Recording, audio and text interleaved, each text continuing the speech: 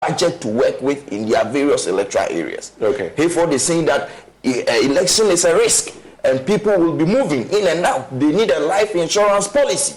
I have negotiated with SIC to arrange a group health insurance policy for all polling station executives, constituency executives, electoral area coordinators, patrons, and elders of the party. And I have said, I'm going to do this a life insurance policy for them. I am saying to the delegate of Islamic Regida, they have never received any form of training. You are polling station executive. What is the function of a chairman, a secretary, a youth organizer, a women organizer? No training has been. Therefore, they say that he's going to give them. Okay, so we have to go. It is obvious you are not disheartened by this poll, right? No, definitely. I just have an interesting question for you. If you can address it in 20 seconds, then I'll let Musa Dankwa end. How do you intend to use your common fund? So, I mean, key areas. 20 seconds, like key area is education. Education, that's providing scholarship for those that have finished senior high school and are looking forward to enter university. All right, thank you. Musa Dankwa, you have the final word. Let's go. So when you look at this, where likely, I mean, what is your summary? Why they lose? Why they economy? What is very quickly? 1 minute maximum. Bantama will be Santubachi. Senya will be Hawakumsen. Bekwai would not be COP Mensa. I think the young guy would COP Alex Mensa. He will not win the seat. He will not win? No, he will not win the seat. I see. Okay. And then Adjosafo will lose the seat. Adjosafo will also lose. In Tano North, it's a dead heat between Frida Prempe and Gideon Bwako. Dead heat. The Minister for Sanitation and the doctor at the Office of the Vice President. The dead heat.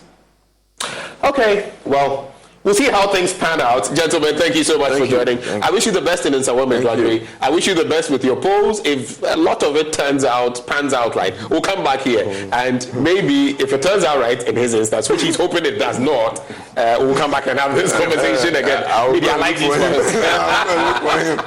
So those who joined us for the conversation, Musa Dankwa, he is with Global Info Analytics, and of course, Hayford Siao. He's CEO, Ghana Library Authority. He's gunning for the position of parliamentary candidate for the MPP in Nsawam Edwejiri. My name is Benjamin Akako. This has been another installment of the AM Show. I've done this together with Sweetie Abochi. Up next, we have Joy News Desk. Do stay.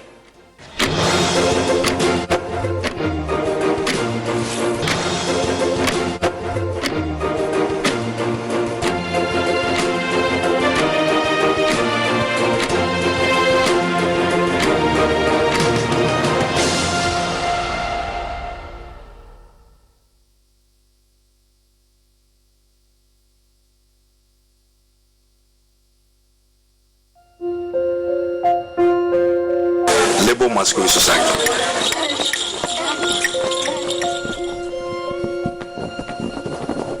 The main purpose that we even formed the Labour Masquerade Society was to influence the kids in the neighborhood.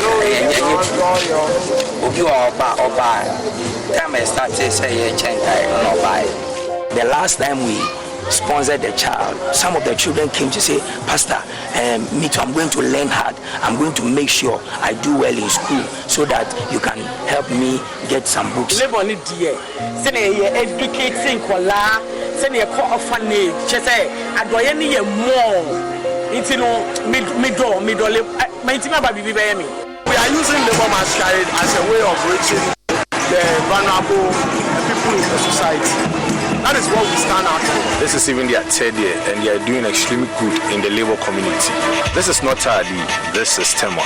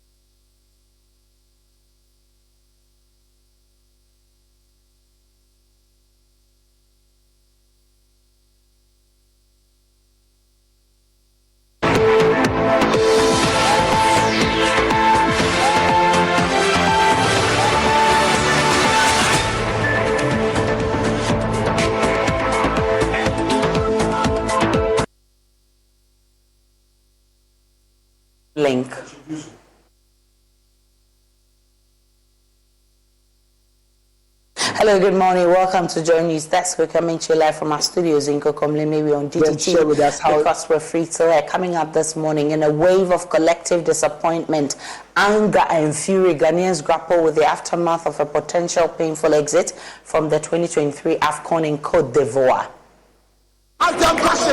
We are very much disappointed on this game. I think Black Stars is becoming one of the useless teams in Africa. More as fans and the whole nation is on tenterhooks and wait for its fate to be determined by the outcome of the next game. Also, ongoing water rationing in some areas will continue till installation of new equipment is completed. That's according to the Water Company Limited. Speaking to JoyNews amid complaints of shortage of water in parts of the Central and Greater Accra regions. We'll hear from them shortly.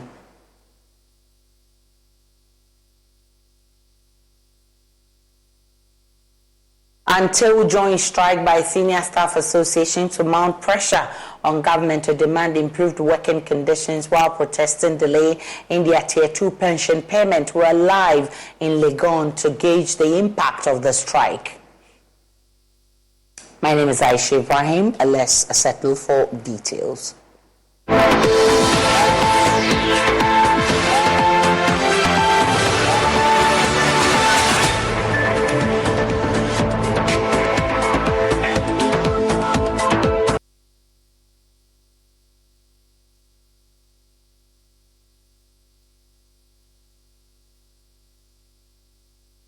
In a wave of collective disappointment, anger and fury, Ghanaians are grappling with the aftermath of a potential painful exit from the 2023 AFCON in Côte d'Ivoire. Scores of fans who watched the Black Stars game against Mozambique at the Alassane Ouattara Olympic Stadium in Abidjan are incensed over the team's abysmal performances in the AFCON 2023 tournament. They want the technical team led by coach Chris Houghton sacked as the national team's head coach.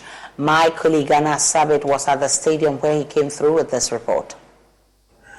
Well, it's all over here at the Alassane Ouattara Olympic Stadium here in Abidjan. The Black Stars of Ghana, after leading by 2-0, had to concede 2 late goals, and that means the game ended in a 2-2 draw, leaving the thousands of supporters who thronged the stadium to throw their weight behind the national team disappointed. We come across a couple of them here behind the stadium, and we want to speak with them and have them share with us how disappointed they are at this particular 2-2 scoreline here at the Alassane Ouattara Sports Stadium. We are very much disappointed on this game. I think Black Stars is becoming one of the useless teams in Africa. Black Stars is becoming one of the useless teams in Africa. What is happening? Why? All what is needed, the fans will be able to do it. What's wrong with them? What's wrong with them? Well, I'm very disappointed. The players didn't help us at all. Because having 2 goals, and then we went to sleep, and then allowing the Mozambique to equalize the 2 goals. I think it is very bad. It is very bad. The players didn't do well at all. We have 2 goals, so yours is to defend that 2 goals. At least if you are not going to score additional goal, maintain that 2. And then I'm not fan of the match. But I want to say no because 2 goals, I 2 penalties. 2 minutes to 90 minutes. You have to go. It's a goal now. What politics are going? Defend the goal for us, so that at the end we qualify and win. That's what we want. We don't need any more goal. Like 2-1 is good for us. Now show my in our boy. Yes, of course, I look very disappointed. I think that there's something wrong with Ghana Football Association. Ghana Football Association has a matter with that controls football in Ghana. There's something wrong with our football association. Look, our local league is dead. Division 1 is dead. Division 2 is dead. After court, I don't even want to go there. How many of our local players are playing the Black Stars? How many? It is so sad. It is so sad. Hey! But we are happy of it in the Sunamino and Queen.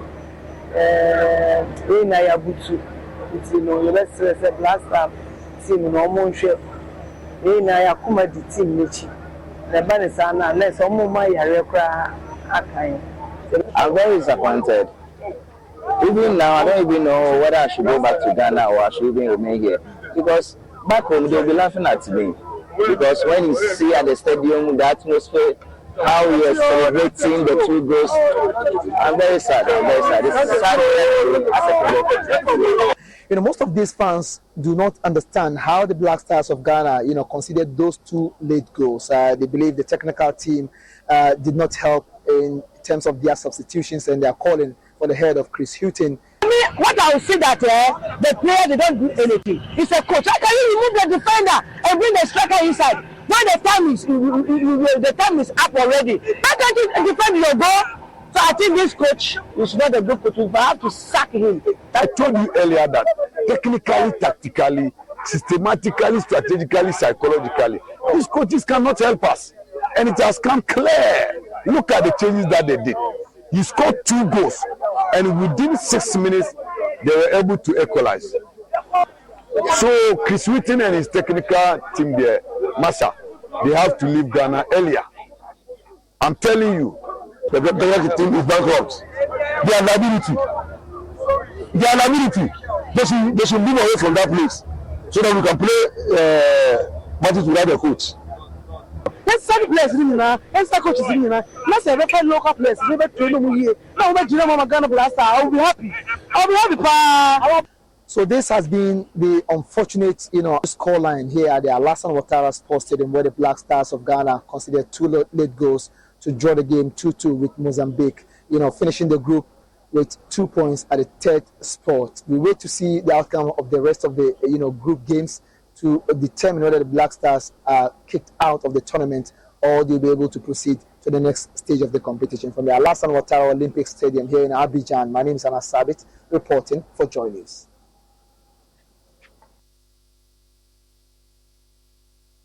By football administrator Nyao Tamaklo for a conversation. I'll also be joined by Achu Tamaklo of Joy Sports. Mr. Nyao Tamaklo will be engaging us on the performance of the Black Stars and what a future national team should look like. I'm grateful for your time, Mr. Tamaklo. First, your impression about the Black Stars' performance at AFCON, especially in their last game with Mozambique.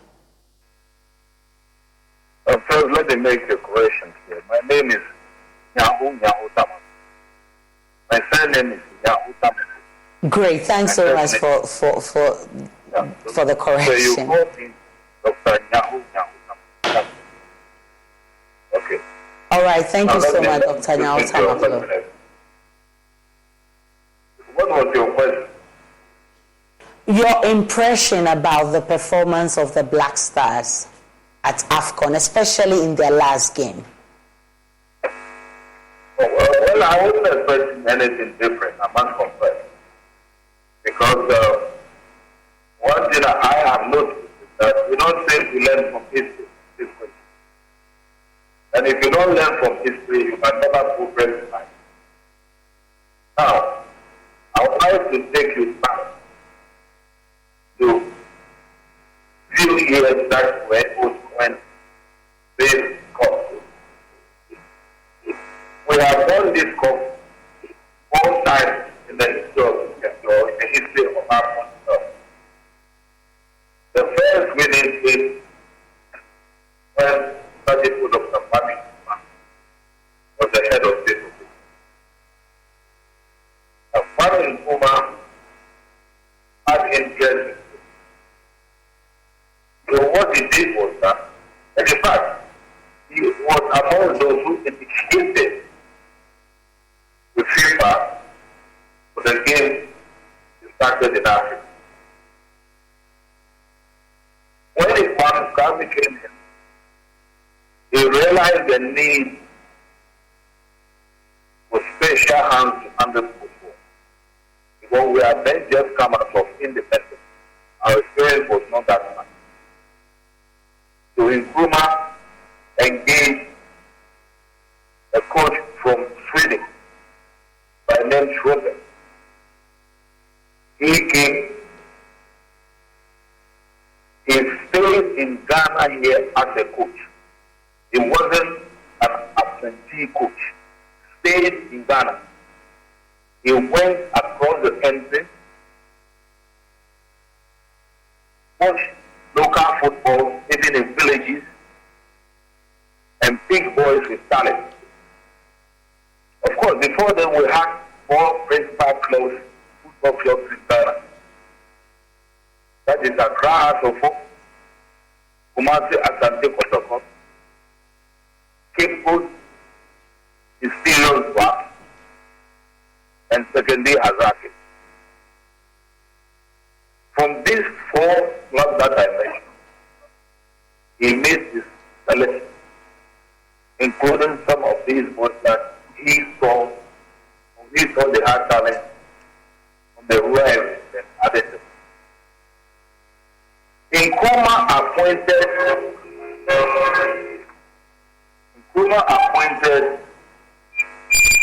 a special director by name Minijan for sports. Minijan was very efficient and he led this country as people play football very well during his era. And through that, Ghana was able to achieve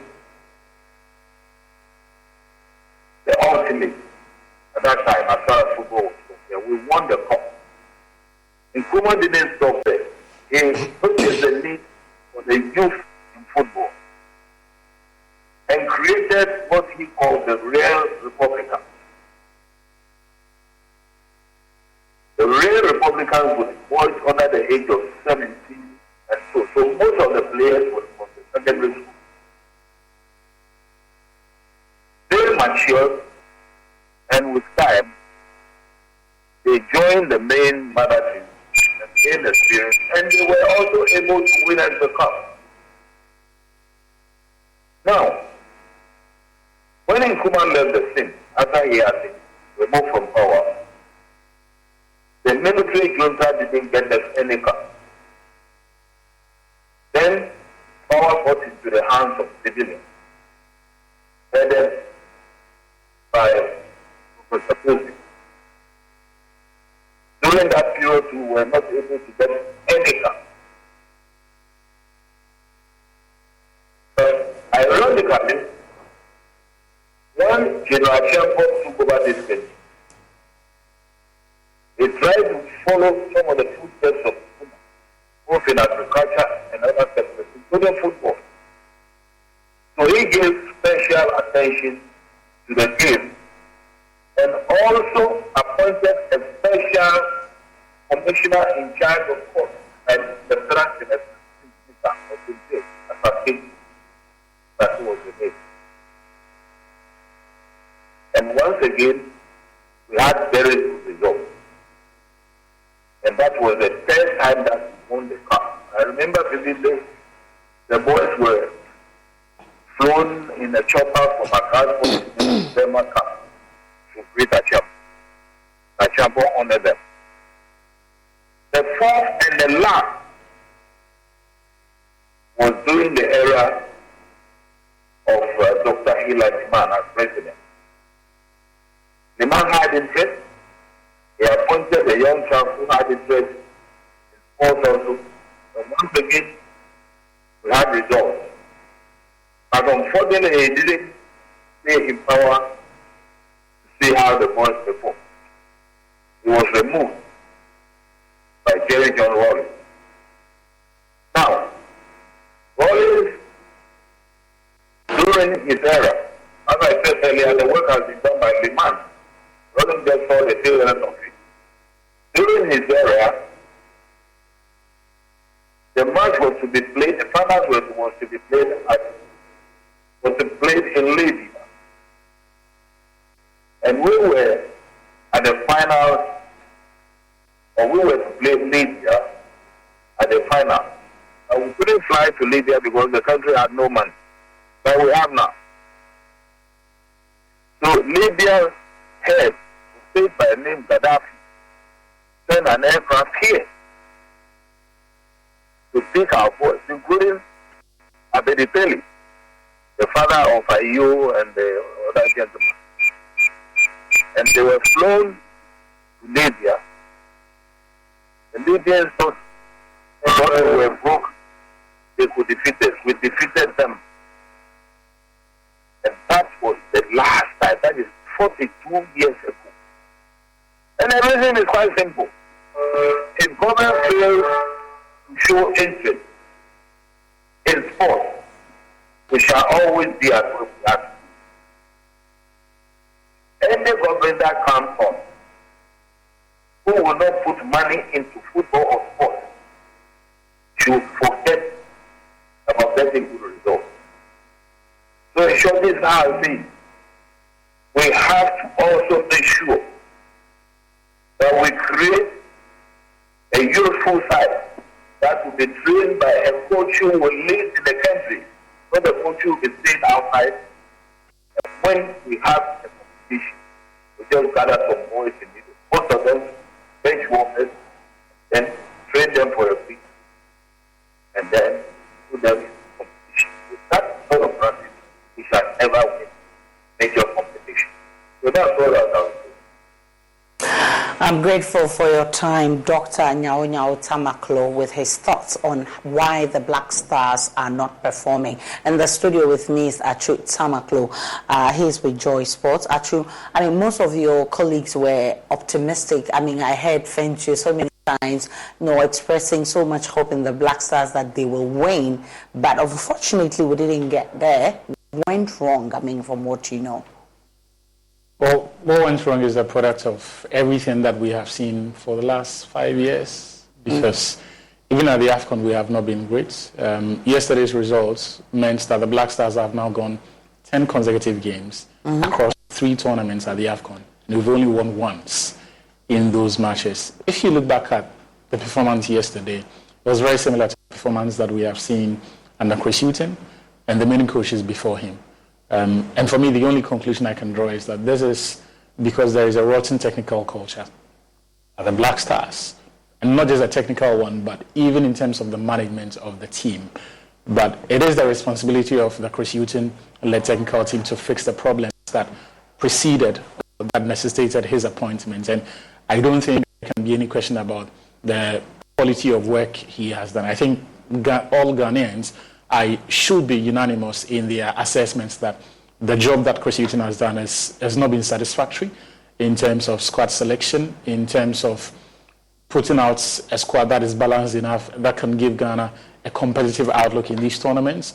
The in-game management, which you would want to see during matches, so the substitutions that they would make, the tactical adjustments that they would make ostensibly to enhance the chances of Ghana winning these games have not been good enough. And so for me, I think that changes have to be made in that regard, but also in the context of the team, because look, we have made a habit of politicizing periods of transition when we have to, and that's why players like Andre Ayew will still feel like they need to be part of this team, but difficult decisions have to be taken if progress will be made, because you cannot continue calling the same substandard players. I mean, majority of the players who played yesterday are players that have played for the Black Stars in the past year, in the past 2 years, and they have been mediocre.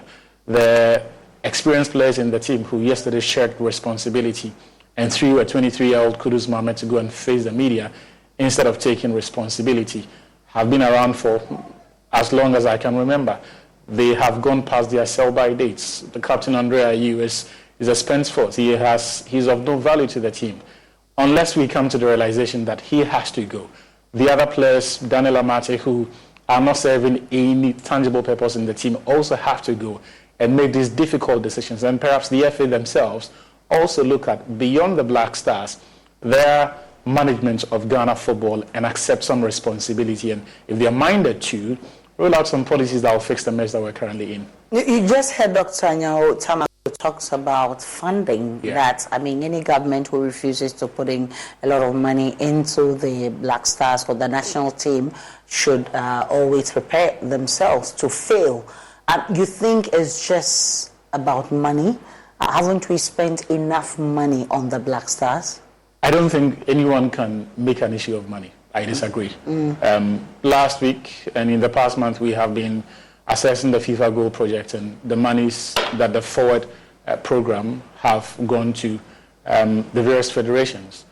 Ghana has received no less than $8 million from FIFA, but there is no evidence of that money being invested into Ghana football. The ecosystem is no better for the money that we have had. The FA has mismanaged those resources and they've sunk them into ventures that are of no value, long-term, short-term, medium-term.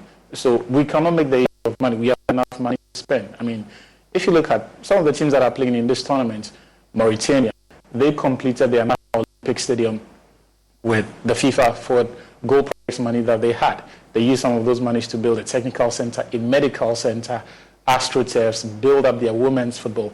There is evidence of those monies. And they got, what, $11.1 million. We had $8 million. And there is nothing to point to for that. Yes, money is important, and it can improve the quality of investment that you can make, especially the technical support or the technical structure that you have in the country. But our problems are purely managerial, from the coaching situation to the guys who sit at the Ghana Football Association's offices and make all of those ridiculous decisions. I don't think we can give them a pass by suggesting that football in this country is fully funded. Yes, we could do with a bit more money, but that is not why we're failing. Everybody is blaming Andrew Ayew for getting that penalty, but a lot of people are not talking about the goalkeeper, Ofori, who people say he's performed abysmally since the beginning of this AFCON. Richard Ofori should not have made the squad. He's now third choice in South Africa where he plays. The goalkeeper who's number one and starts ahead of him was not even deemed to be good enough to play for South Africa. And so that should put matters into context, the ridiculous nature of the decision that we made, or the technical team made, to not only select him, but also make him Ghana's number one. And his performances have more or less justified the concerns that a lot of people raised about whether or not he deserved to be in this team. But I don't think that he can be used or held up as a reason to let Andre slide. I don't think people are criticizing Andre for his performance in this tournament. For me, the issue with Andre is that he should not be part of this team. I mean, he's gone past his sell-by date. And look, when it was time for us to move the team on in the 90s, in the early 2000s, and I'll take you back to the C.K. Akuno era, mistakes were made. C.K. Akuno found out that he had been stripped of the Black Stars captaincy during a BBC interview. Those mistakes will be made, but eventually we'll move the team on. In 2010, after before the World Cup, Milovan Rajevac had to take the bold decision and say that, you know what, Suleiman Tari, Stephen Appiah, Michael Essien, they have passed their sell-by dates. They're on their last legs. We need to prioritize the future of the team. That is how come Andre Ayew started getting game time in the team. He became a central figure. Himself, Samuel Inkum, Emmanuel Ajman-Bedu, and all of that. And it was because they were good. Andre did not get into the Black Stars team because of his father's name or because people liked him. Genuinely, he had quality. Unfortunately, he no longer has it. And this isn't personal. Himself, Daniel Amati, and the whole pack of them. We cut ties. We made a clean break from Mubarak Wakasu. And I liked it. We have to do the same for this generation and allow and try to wean the team of its dependency on players who are not performing anyway. How do we put together a better Black Stars for future matches? It has to start from the Ghana Football Association. They have to completely take their hands off the team because, and in October 2020, I believe, it was Ajoy that Ketokweku came here to say that every call-up will have his input, and that if he can be part of the selection process, he will delegate someone to be part of that decision. When you have the FA president speaking in such manner and publicly admitting to influence in team selections, it is problematic. But it also points to a rotten culture where people who are not technical people have undue influence in that team. That has got to end.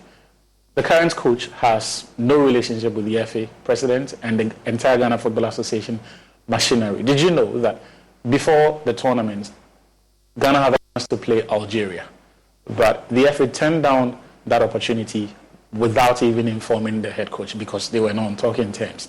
That has got to change. Whoever is a Black Stars coach needs to have a good relationship with the people who run the federation and essentially facilitate his work, right? And so that bit has to be done. And for me, once you have clear demarcations of who does what, where, whose power ends, at least that's a step. That gives a team or the structure a semblance of professionalism so that those do not overlap.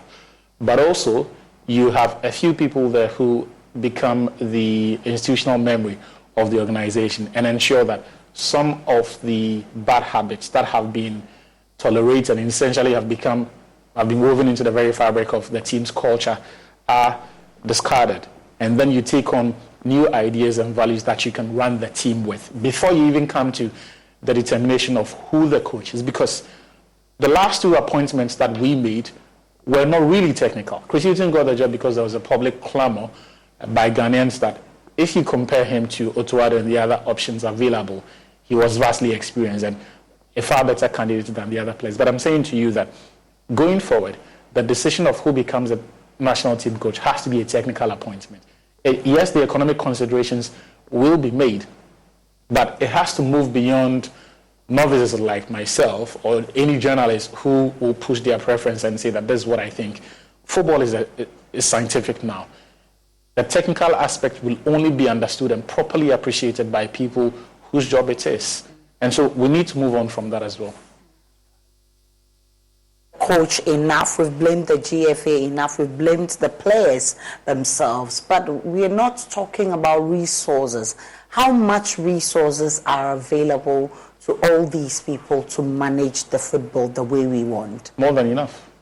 Okay. More than enough, to the extent that we can make ridiculous decisions like going to South Africa to come for a tournament that is next or Ivory Coast. We can make ridiculous decisions like deciding to pay players per diems in dollars for a pre-tournament camp in Ghana. Enough resources for us to fly them in to ensure that they sleep in the best of hotels, they have the best of facilities. Before every major tournament, the Ghana Football Association typically hires auxiliary technical staff for the team. I remember the last time we made the AFCON final in 2015, the FA hired Gerard Nus, who yesterday put out a tweet that he was actually watching the game. But this is the kind of support that we have given the teams or the coaches in the past. So there's not a question of money. There's not a question of support. The only area that I would say maybe we need to pay a bit more attention is the size of the backroom staff and the quality of the people that we appoint there. If you compare the people on Ghana's backroom staff to the names on the other teams, we pale in comparison. They are vastly inexperienced. A lot of them have not had any experience as far as top-level technical jobs are concerned, let alone apex coaching job like the Black Stars of Ghana. And so that technical team, the backroom staff, needs to be improved with people who not only know their job, but also the numbers that will allow them to be able to properly share the responsibility and focus on where they can do the best job. Perspectives, they're very interesting perspectives. But let's look at how people have been venting their fury against the players and their managers. Look at some clips on social media.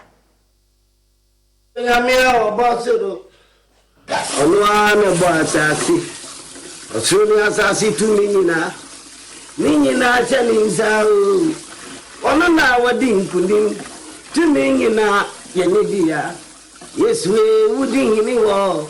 I didn't know. I abandoned. Good night. That why I'm feeling cold. I'm feeling cold.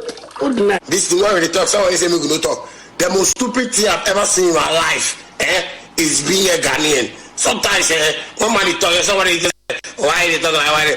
Yeah, Jimmy Dudu, you have an opportunity. You understand me?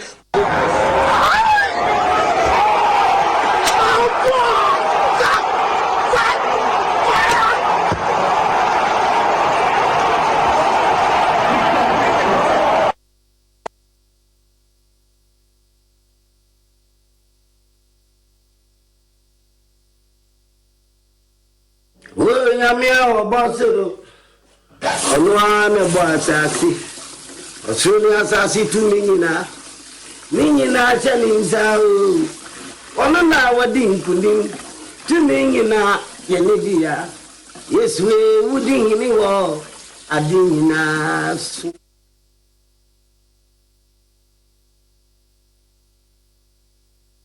Oh mine, Black Stars can just break your heart.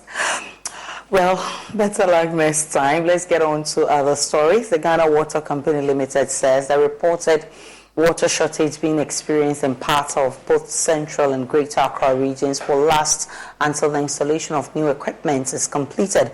A number of communities in the two regions have suffered disruption in regular flow of water. Others have been experiencing unannounced water rationing, leaving them in high demand. Speaking to JoyNews, Director of Communications at the Ghana Water Company, Stanley Marty, said the problem is as a result of wear and tears of major equipment at two of its water treatment points. That's the Mo and the Wager plants. Though he said new equipment have been procured to replace the worn-out ones, it will take some time to complete the new installations. He's urging the public to store as much water as they can and when their taps are running, because the rationing of water will last a while longer before the situation normalizes. He spoke with Benjamin Akapo. There's a fault, then we need to improvise or do whatever we can to put it back in. Well, we wouldn't even get the parts. But fortunately, we had to import some from somewhere, and thankfully, yesterday we had it. Immediately, we had them put everything back, and then we started full operation. So thankfully, we are operating full capacity in Bon, operating full capacity in Wager. The desalination plant is not giving us enough, but at least it is good to serve that Tashin enclave. We are augmenting that with some water from our thermal booster station. And so we are hopeful that by this weekend, the system should stabilize. The system should be fine from today or from tomorrow. But by the weekend, we should see that stability after a full rationing program. They're still running our rationing program. You're still rationing water. In which areas are you rationing? Is the entire Accra. The whole of Accra? The whole of Accra. Some people may have more number of days than others by virtue of their proximity to maybe our main lines and all that. So some will get like 5 days, some will get like 6 days, some will get like 2 days. Averagely, the rationing program is 4 days. Within the system. That may explain why for over a week water has come through my end only once. But prior to all these challenges, were you getting regular flow or you were getting water on specific days? Every maximum every 3 to 4 days. Yes, we would have every 3 days thereabouts. Now it's so you can say you've added on another 3 to 4 days to that cycle. Yes, so now that the system, we expect the system to stabilize by the weekend. I'm sure the flow will be better from next week.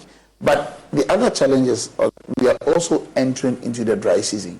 The dry season comes with its own challenges. So I want to appeal to the general public that they should bear with us. Let us conserve water. Let us use water responsibly and wisely, so that at least we all can, survive till we enter into the rainy season. From water to electricity, because the company, ECG, says it is yet to implement the 15% value-added tax on power consumed by customers above lifeline levels.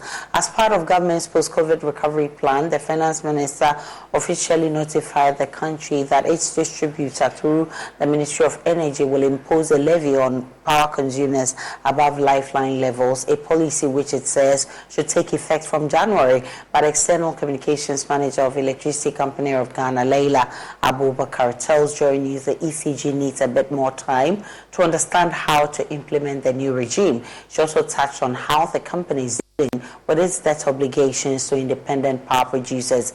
Blessed Soga has more. In its latest post on social media, the Electricity Company of Ghana acknowledged the impact of the intermittent power cuts across the country while indicating that it is actively working to resolve the crisis. There is mounting pressure on the country's energy distributor ECG to announce a load-shedding exercise which will allow power consumers to plan effectively for the unexpected outages. But ECG is downplaying the calls and allaying the fears of the public. Leila Abubakari is the external communications manager at the Electricity Company of Ghana. There were unforeseen events that led to power outages. However, all these issues have been resolved to the barest minimum. We are very sure that these outages are not those that we have foreseen as a result of a generation shortfall. It would be a local fault. But when someone says give them a load shedding timetable, then it means that we are sure that there's definitely a deficit. When you are not sure there's a deficit, how can you give a timetable for something that doesn't exist?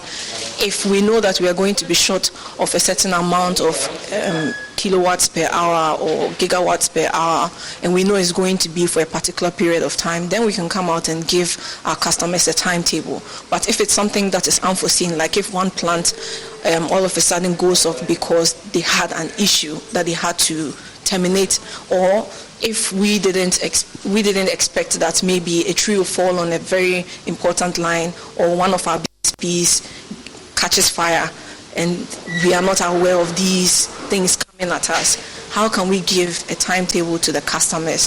The Ministry of Finance at the start of the year wrote an official letter communicating to the Ministry of Energy on the need for the imposition of a 15% value-added tax on consumption of electricity for those above the lifeline level. A month into that directive, the Electricity Company of Ghana says it would need some additional time to effectively work out the computation for the imposition of this new levy.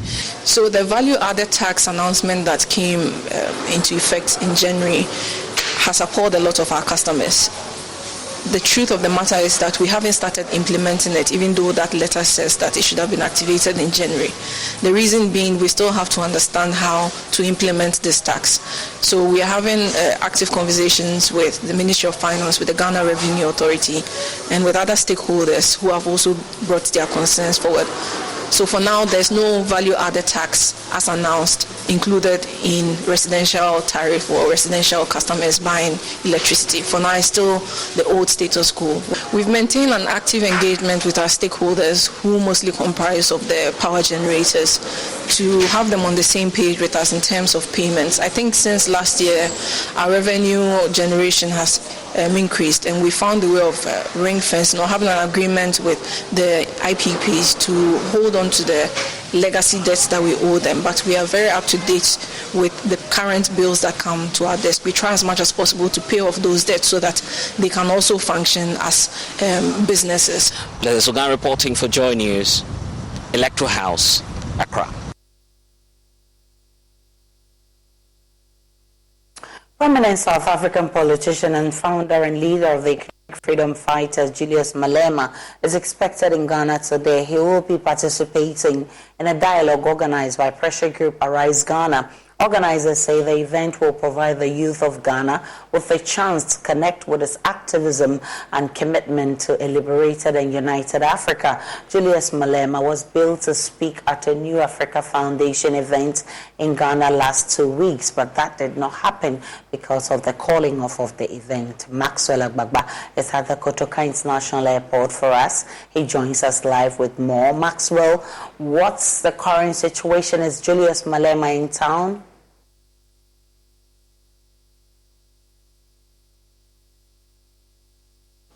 Yes, Aisha, from all indications, he just touched down here on the soil of Ghana, because just some minutes ago we saw some organizers of the event and some members of the Arise Ghana entering this room, this lounge actually, to go and meet up with him. So I want to believe that he touched down on the soil of Ghana, and you can see some members of Arise Ghana also standing here waiting for him to come out, so they welcome him to Ghana. We are told that as part of activities here in the country, his first port of call is going to be a visit to former President John Ejikunkufo. We also told that he'll be paying a courtesy call on former President John Mahama, and that also will be followed by a wreath-laying ceremony at the Kwame Nkrumah Memorial Park. Of course, we know about Julius Malema's Pan-Africanist values, about his passion for Pan-Africanism and to see a united Africa, one Africa. So we'll be going there to the Kwame Nkrumah Memorial Park to lay a wreath there. But let's speak to some of the organizers of this event. Let me speak to Rex Soma, who's a member of Arise Ghana. Hello, Rex. Welcome to Joy News. We're live on the Joy News channel. Thank you very much. I want us to move forward a little bit. Okay, we're waiting to welcome. Okay, great. But you tell us about this event and the purpose, its purpose. The purpose is simple. You know, as a country, our first president, Osagyefo Dr. Kwame Nkrumah, was a big Pan-Africanist. And then, same as Comrade Julius Malema. And as Arise Ghana, we just invited him to have a dialogue with us and the Ghanaian youth to inculcate the Pan-African ideas into them. Because in going forward as African country, Pan-Africanism is the things that will help us to gain the bigger picture of our socio-economic development. So he is coming just to dialogue with us and as much possible as Ghanaian youth. That's all. So where's this event taking place? It's taking place at the Doctors and Surgeons place at Bridge. Okay. Yeah. Okay, at 2 p.m. today? At 2 p.m. today, yes. Okay. I see Osman Ayariga there. He's an executive of the NDC. Let's speak to him. Osman, some people have criticized Julius Malema for his radical, approach to issues. Some will ask, if you're looking for someone who exudes Pan-Africanism values, is it only Julius Malema that you could settle on? Or would you say that the times are calling for Julius Malema? We are where we are as a continent due to the lack of radicalism. We are where we are as a country due to this economic mismanagement as a result of lack of radicalism. So we couldn't have found an opportune time to invite someone like Julius Malema, who epitomizes radicalism, and in a positive direction. We are not just radical for the sake of being radicals, but we are radical to make sure we are able to effect the change that we need in society and for our unborn generation, for us as youth of this country. So that is why I am here as a youth leader. I entreat every youth of this country who is watching to be at the College of Physicians and Surgeons this afternoon at 2 p.m. to listen to him. If you are unable to make it there, you should try as much as possible to watch those stations that will be streaming live as he speaks to us. I'm sure you, just like many others who have expressed interest to be at this event, have expectations. What are your expectations? What are some of the issues that you'd want him to touch on? Yeah, beyond Africa, I was expecting him to speak about Ghana too, which I know he would also do that. So, and I don't want to take the wind out of the sail. So I'll just tell that beyond he speaking about African radicalism, I would expect him to also speak about radicalism here at the local level. Which issues specifically in Ghana? Because we know that some of the issues here in Ghana are also prevalent, in South Africa. You talk about unemployment. This is the case in South Africa. You talk about intermittent power supply, which we've been grappling with for some time now. That's also exists in South Africa. Yeah, I expect him to speak about all those, and most especially corruption. Which we are experiencing the mother of all corrupt activity, which is currently the SML.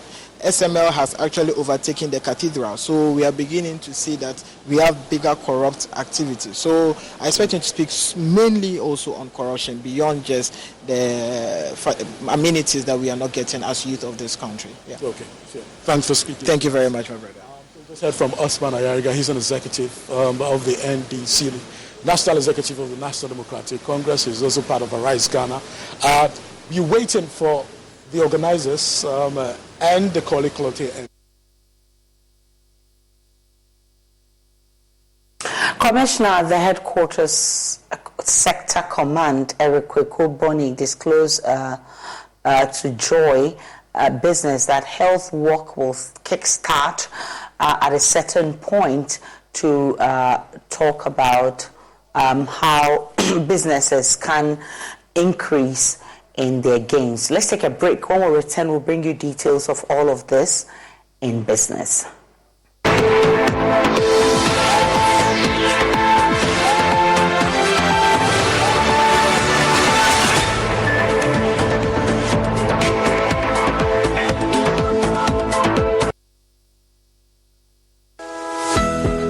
Blessing, do you know of any good medical school I can take Kofi to? Oh, Fifi, is that why you're looking all moody? Then I have some good news for you. The College of Medicine and Allied Sciences, COMAS, Accra, Ghana, is a degree-awarding institution, and they offer Bachelor of Medicine and Bachelor of Surgery using the Graduate Entry Medical Programs, Bachelor of Diagnostic Imaging, and BSc Health Information Management. All these programs are accredited by GTEC. Their bilingual curriculum prepares you to consult in French. But I'm worried about admissions. Admissions are ongoing. Contact us on Facebook or on Instagram at info.comas or call us on 0208-456-556 or send them an email info@comas.edu.gh. COMAS, the citadel of a holistic professional medical education. Across Africa, a new era has begun, shifting our focus to a new horizon, connecting us with one purpose: to create and share opportunities to grow.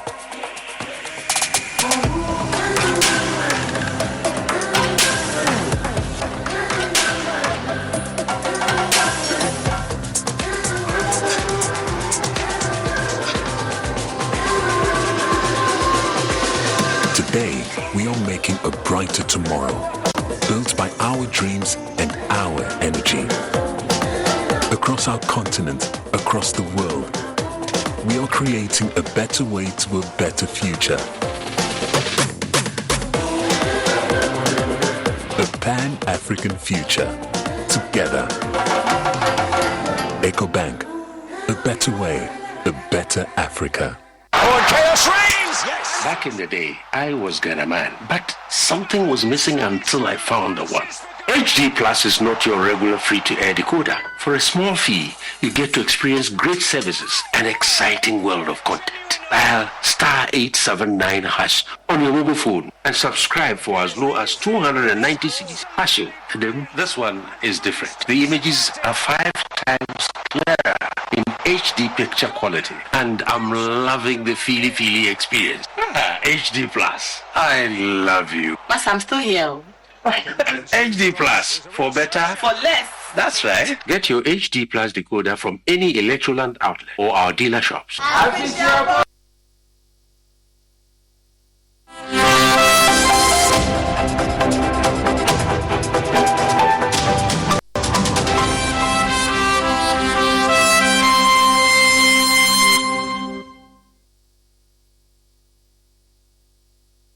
Hi, good morning. Welcome to Business. My name is Darryl Kwao. Now, as part of efforts to ensure business continuity and enhance employee motivation, leading indigenous insurance company Star Life Assurance has rewarded selected sales executives for their outstanding performance in 2023. The Star Life 2023 Race of Champions, which aims to recognize hardworking sales executives, also serves as a tool to motivate staff. There's more in this report. All 70 sales executives were honored in the Star Life 2023 Race of the Champions. The best performing executives were selected from various branches of Star Life Assurance across the country. Deserving members of the sales force were rewarded with local and foreign trips for their outstanding performance in 2023. The head of individual distribution at Star Life Assurance, Peter Chenimo, details the rationale behind the move. Every year we reward the best of the best. We do this because, of course, as I said, they drive the business. And, motivation is so key. It's a motivational tour, or sometimes call it incentive tour. We started way back in 2009. For the foreign trips, we started 28. We suspended them because of COVID. So essentially to reward them and appreciate them for the hard work that they've done to push Star Life to number one when it comes to assets, and then number two when it comes to market share. He explains the need to expand insurance coverage to the informal sector. We have our sister company, Star Micro, doing a lot over there. We have partnership with a number of rural banks, the teacher market, and all these semi-informal, and even our collaboration or partnership with Phobia and Fabu, Kotoko, Asante Kotoko, and House of Oak is also a way of bringing the informal sector in. We also have partnership with Ghana Pentecostal and Charismatic Council, and it cuts across everywhere. So with these partnerships and the collaborations, we are trying to bring insurance to the lowest level of society. Patience Ajay and Joseph Tete, two of the beneficiaries, spoke to Joy Business. I would like to use this opportunity to encourage the youth out there to take up the sales career, because there is so much reward or so much awards in the sales business. All right, you're watching News Desk. You can see that Julius Malema arriving at the Kotoka International Airport. Want to listen into what he's saying. And economic emancipation of the land of Africa, not only in Ghana. The democracy in Ghana is very old compared to other democracies in the continent, but the means of production are still owned by those who previously colonized us. And how do we go beyond that? Because political freedom without economic emancipation is meaningless. And this type of engagements seek to ensure that the people of the continent are aware that if we stand divided, only the imperialist and colonialist forces stand to benefit. The unity of Africa is a threat to the enemies of Africa. A lot of the issues you've been speaking against in South Africa are prevalent here. Issues of unemployment, issues of intermittent power supply, and all of that. How did we get here, and how do we get out of it? Well, if you drift away from Nkrumah's principles of state-led development and you strategic sectors of the economy, you will never address the issue of unemployment, because the interest of business is to maximize on profit. And every time you privatize something that is strategic, the first victims of privatization is the workers. They remove the workers in order to maximize on profit. So if we have a state-led, corrupt-free development, then you are guaranteed to absorb as many people as possible, because the role of the state is not to make profit, is to generate sufficient resources to finance its social responsibility programs. Thank you so much. Thank you. All right. All right. Africa now. Also, we just heard there from a prominent South African politician, also founder and leader of the Economic Freedom Fighters, Julius Malema. He is in Ghana, arrived at the Kotoka International Airport. He will be participating in a dialogue organized by pressure group Arise Ghana. Organizers say the event will provide the youth of Ghana a chance to connect with his activism and commitment to a liberated and united Africa. And that's it for this segment. The news continues after the break.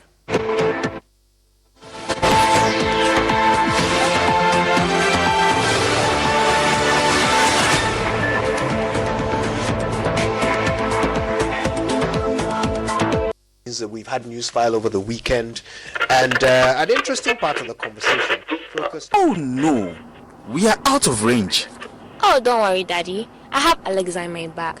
Alex, what? Alexa, open Multimedia Ghana and play Joy FM. Super Hits Radio, Joy 99.7. Listen to Joy FM, Hits FM, Love FM, live on your Amazon Echo.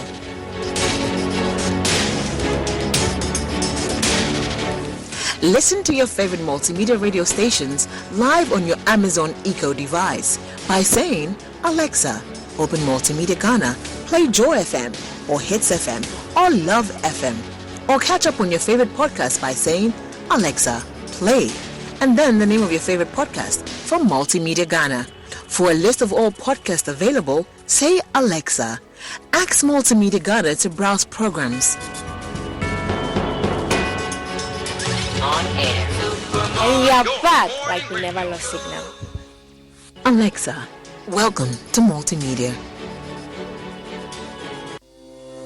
For crystal clear and thrilling podcasts and live shows, download and listen to us on Apple, Spotify, TuneIn, Google Podcasts, MyJoy Online, Amazon services like Echo, Amazon Music, and Audible, Stitcher, Adom Online, Overcast, and Pandora. Take note of everything. Sign up for the multimedia digital platforms now to stay updated. The best gift you can give a loved one is good health. The Love FM Fitness Walk is the only platform which prevents this exclusive opportunity to walk with your friends, partner, granny, kids, abongo, empna, obia, ukunu, schoolmate, etc. to stay healthy. Banks, insurance companies, construction companies, hospitals, schools, security services, various fitness groups. Come and let's shake off the stress. Start looking for your walking kit and let's hit the streets of Kumasi to de-stress, exercise, and burn some calories. You can also send us a minute video. Shijama Kakra, Yedede Kakra, as cooperating institutions, groups, or individual declaring your readiness to partake in the walk. Stay with Love 99.5 FM and Ishra 104.5 FM and get more details on the walk or call 0245 594 425 for inquiries. Remember, Fitness Walk is on Saturday, 3rd February 2024 at the Kumasi City Mall, 6 a.m. Shut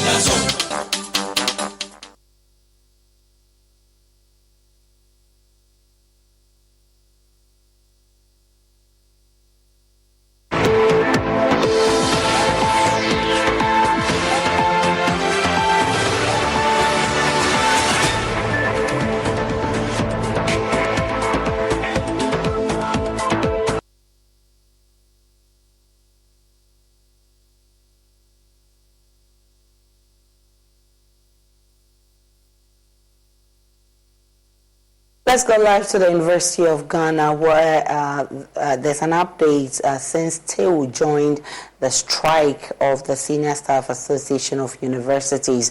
My colleague Kenneth Jesse is there for us. He joins us live. Kenneth, what's the latest from the Legon campus?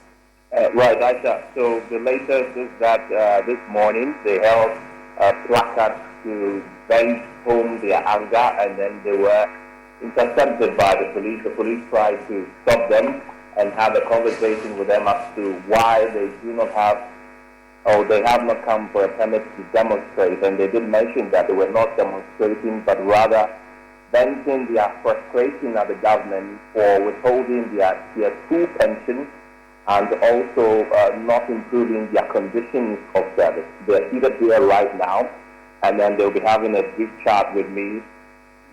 Tell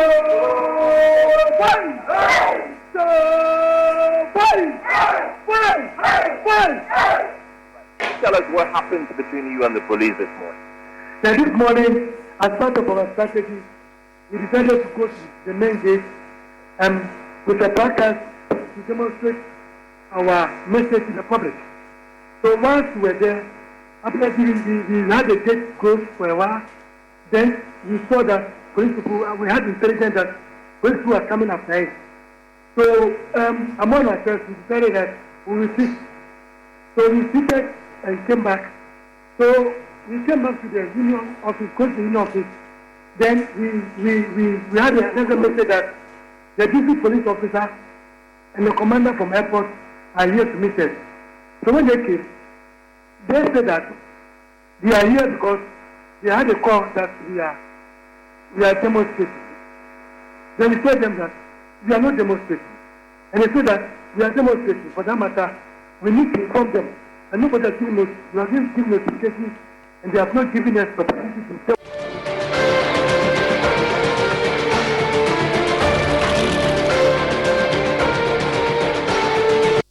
And we have been back on strike so many years now, we have not notified any police. It's between our management and the workers. As far as we are also concerned, we have done the needful to notify Labour Commission, all the necessary agencies. From the various campuses in our subsequent bulletins. That's how we wrap up News Desk this morning. My name is Aisha Ibrahim. Log on to myjoyonline.com. There's more of the news and updates of all the developing stories. See you again at 12.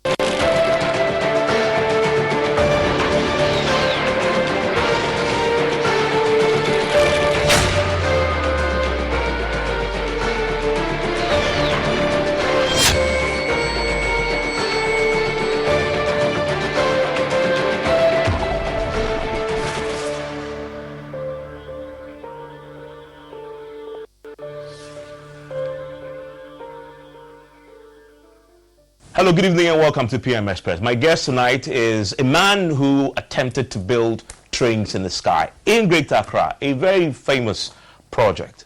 We will talk to him about that, but he is also the incumbent Member of Parliament for Isikado Ketan constituency.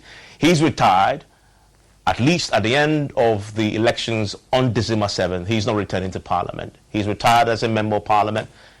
We'll see whether he remains a politician when we talk to him. He was also Ghana's Deputy Attorney General once, and then subsequently a substantive Attorney General and Railways Minister. Of course, as I talked about rains, you may have picked up on that he was in charge of our railway sector for a while.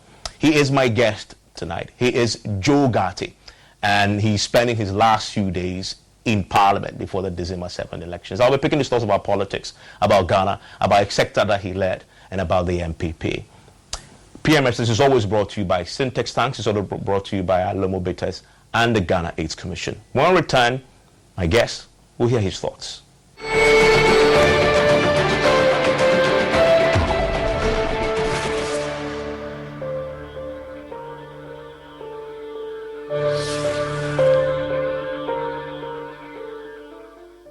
Mr. Gatti, thank you for your time here on PM Express. Thank you very much. Thank you. After 20 years in Parliament, you decided to retire. Why? Not retire from politics. No, retire from Parliament. Yes, let's make that clear. Well, there's a time for everything.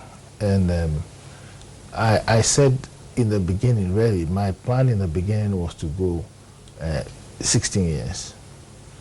But that was the first term of the Akufo-Addo government. And I have some very close friends in government who said to me that, I mean, if you don't leave halfway, let us finish with the term of the current president, and let's take it from there. If you look at your political fortunes in Isikado Ketan over the last few elections, it's been on the downward decline. Last year, for example, last elections was your poorest year.